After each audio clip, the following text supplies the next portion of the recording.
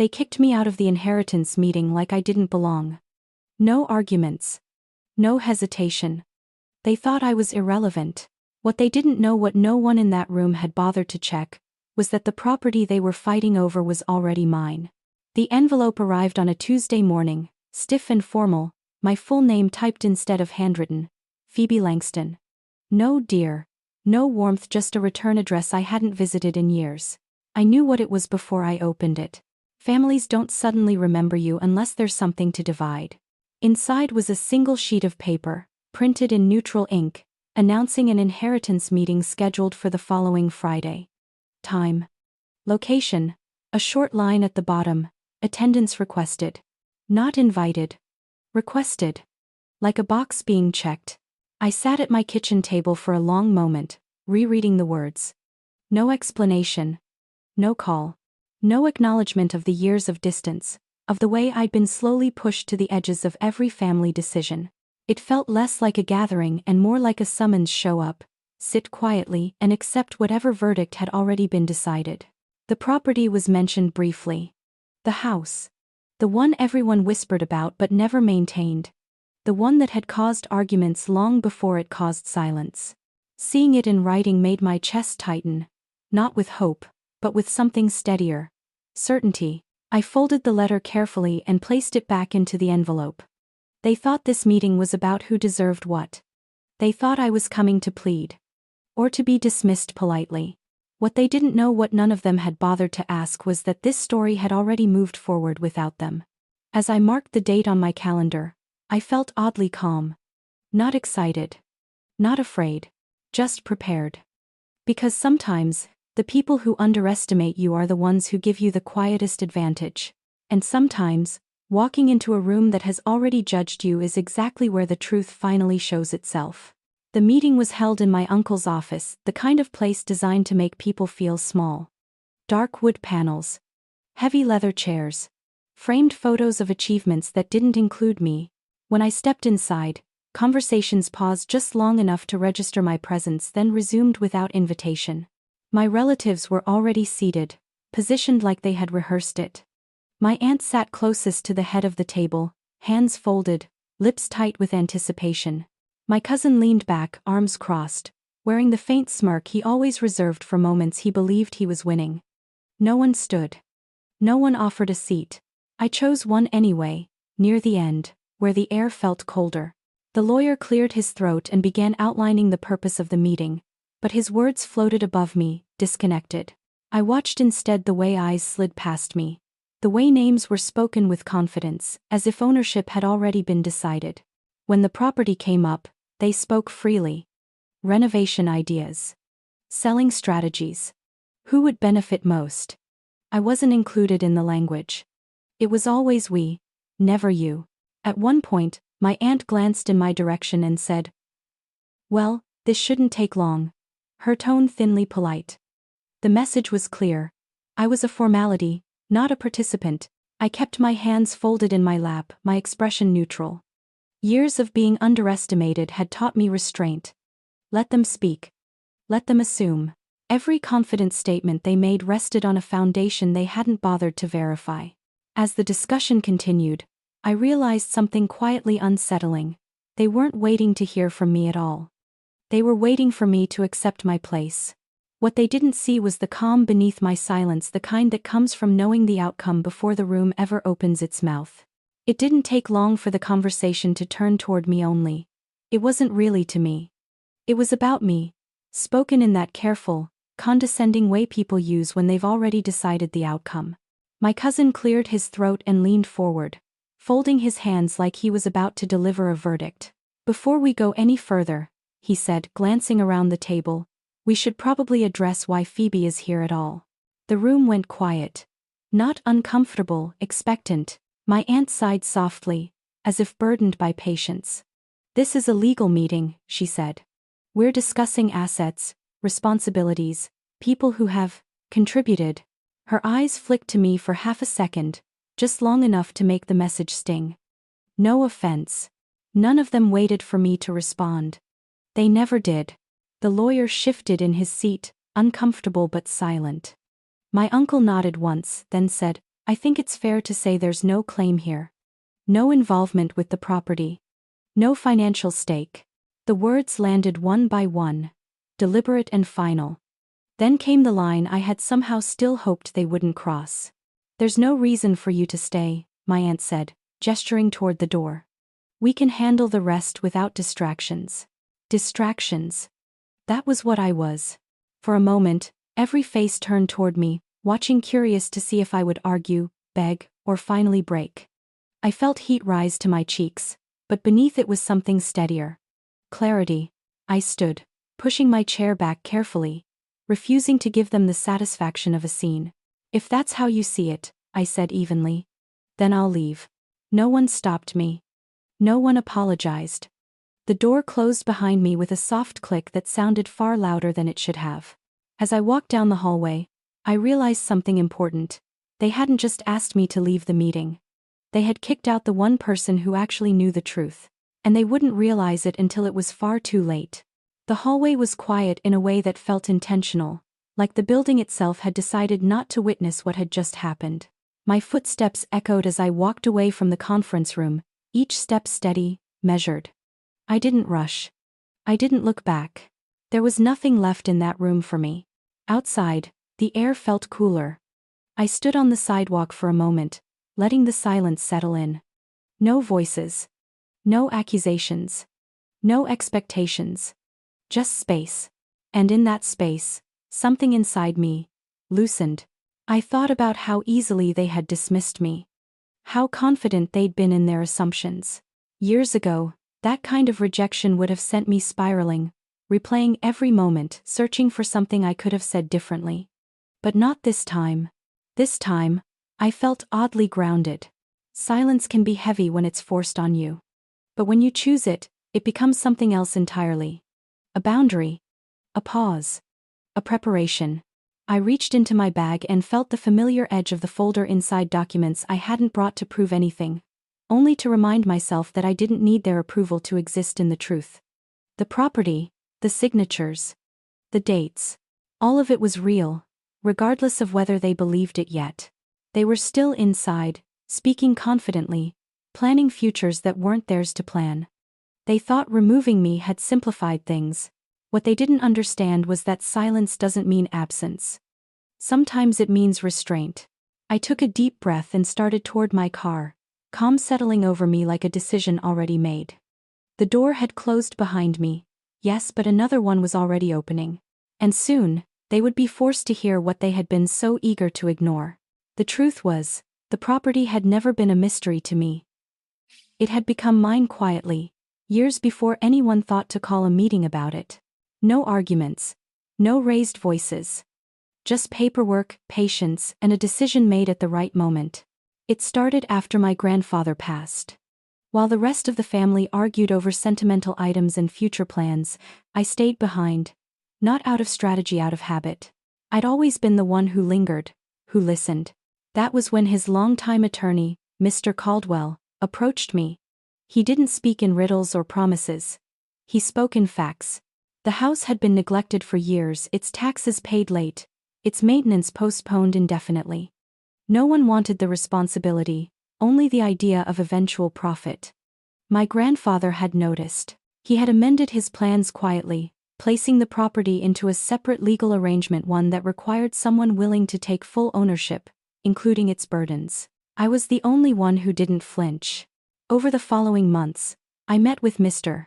Caldwell in his small office, signing documents that transferred the deed into my name through a simple but airtight agreement. There was no ceremony, just initials in the margins, dates filled in carefully, and a notary's stamp pressed firmly into place. I paid the outstanding taxes myself. I covered repairs no one else wanted to touch. Every step was documented, recorded, and filed. I didn't tell my family. Not because I was hiding something, but because I understood them. The moment they believed the property had value, they would want control. Silence wasn't secrecy, it was protection. Owning the property taught me patience. I learned its history, its flaws, its quiet strengths. I learned how to sit with responsibility without announcing it to the world. In many ways, it mirrored my own life. Years passed. The market shifted. Suddenly, the house mattered again. That was when the calls began. The whispers. The sudden interest framed as concern. But by then everything was done. Legal. Final. So when they spoke about inheritance in that meeting, they were already years too late. The property wasn't waiting to be divided. It had already chosen its owner, and I had chosen to let them underestimate me right up until the truth could no longer be ignored. I wasn't in the room anymore, but I could picture it clearly. The way the energy would have shifted the moment the door closed behind me. Relief, first. A sense of order restored. In their minds, removing me had simplified everything. They would have leaned in closer, voices lowering, confidence returning. My cousin likely took control again, tapping the table as he spoke about timelines and numbers. Renovations, appraisals, whether it was better to sell immediately or wait for the market to peak. They spoke as if the decision belonged to them because no one had challenged it. At some point, the lawyer would have asked for the documents, not out of suspicion but routine. That's when things would have slowed. Folders opened, pages shuffled, a pause too long to ignore. Someone would have frowned, reading more carefully than before. A name appearing where it shouldn't have. My name. Questions would have started softly. Is this the most recent deed? Why does this list a different owner? The confidence in the room would have begun to fracture, replaced by confusion, then irritation. Someone would have insisted it was a mistake. A clerical error. Anything but the truth. Phones would have come out. Calls placed. Voices rising. And eventually, someone would have said it out loud, the realization no one wanted to claim. The meeting they had rushed to control no longer belonged to them. The person they had dismissed wasn't irrelevant at all. I didn't need to be there to know how it unfolded. I knew the law. I knew the documents. And I knew that no amount of talking could undo what had already been signed, stamped, and recorded. While they scrambled inside, I drove home in silence, unbothered. The meeting continued without me, yes, but for the first time, they were finally discussing the one thing they couldn't change. I was already home when my phone started vibrating on the table. Once. Then again. Then repeatedly, as if urgency alone could rewrite reality. I didn't answer at first. I didn't need to hear panic to know it had arrived. Inside that room, the truth had finally surfaced, not dramatically, not with an announcement, but through paper. Cold, undeniable paper. The lawyer had cleared his throat and adjusted his glasses, rereading the same page for the third time. This deed, he would have said carefully, was transferred several years ago. A pause. It lists a single owner. Someone would have leaned forward, impatient. Yes, but to whom? Another pause. Longer this time. To Phoebe Langston. Silence. Not the polite kind. The kind that drains color from faces. My aunt would have laughed first, sharp and disbelieving. That's impossible. My cousin would have stood, pacing, demanding explanations. Accusations would have followed, claims of manipulation, secrecy, betrayal. As if legality were a matter of emotion. The lawyer, calm and methodical, would have explained what none of them wanted to hear. The transfer had been properly executed. Taxes paid. Title recorded. There was no dispute to raise, no vote to take. Ownership wasn't a discussion. It was a fact. Someone would have reached for a phone.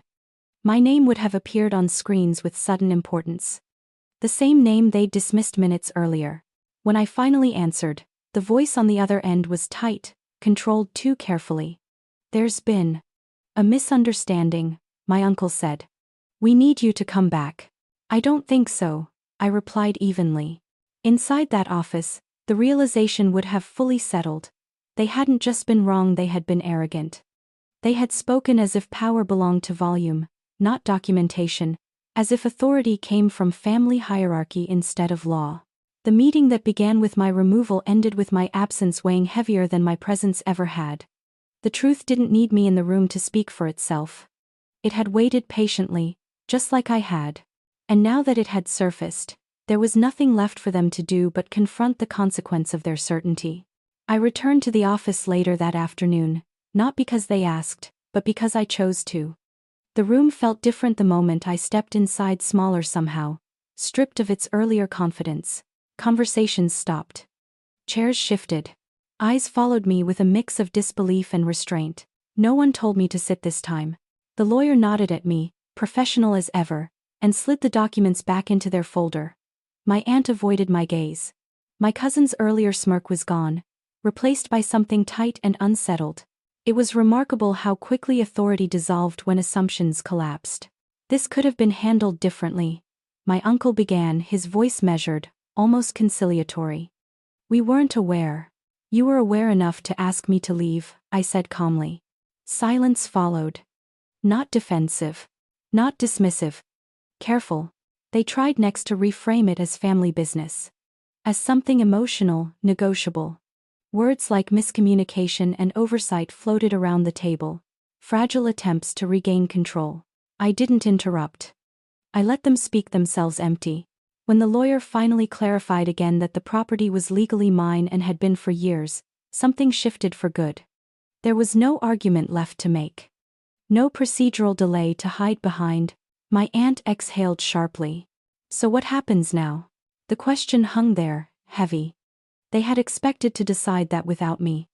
Now they had no choice but to ask. What happens now, I said evenly, is that the property remains exactly where it is. With its owner. No anger. No triumph. Just fact. I gathered my things and stood. This time, no one stopped me. No one asked me to stay. They had finally understood what they had done, not just legally but personally. They hadn't just dismissed a relative. They had expelled the one person who held the authority they assumed was theirs. And by the time they realized it, the door they'd closed behind me no longer led anywhere they could follow. In the days that followed, messages came in waves. Some were apologetic, others carefully strategic, each one trying to soften what had already been done. Invitations to talk things through. Suggestions to revisit decisions. Subtle reminders that we were still family. I didn't respond to most of them. Not because I wanted to punish anyone, but because clarity doesn't require repetition. The property wasn't leverage, and it wasn't revenge. It was simply mine. And ownership, I had learned, meant choosing what and who I allowed access to. I set my boundaries quietly. Communication would be written. Decisions would go through legal channels. There would be no emotional negotiations disguised as concern. For the first time, I wasn't reacting. I was deciding. Walking away didn't mean I had lost something. It meant I had stopped giving power to people who mistook my silence for weakness. Boundaries aren't walls built in anger. They're doors closed with intention. And once I closed mine, peace followed without resistance. Looking back, I realized this was never just about property. It was about being underestimated and choosing patience over noise. I didn't win by speaking louder or proving myself in the room. I won by preparing quietly and letting the truth stand on its own. If there's one thing I hope you take from my story, it's this: protect yourself early, legally and emotionally. Don't confuse silence with weakness, and don't wait for permission to value yourself. If you're facing family pressure, financial manipulation, or being underestimated, let this be your reminder. Stay calm, get informed, and choose dignity. If this story resonated with you, please like, subscribe, and share. Your support helps these lessons reach the people who need them most.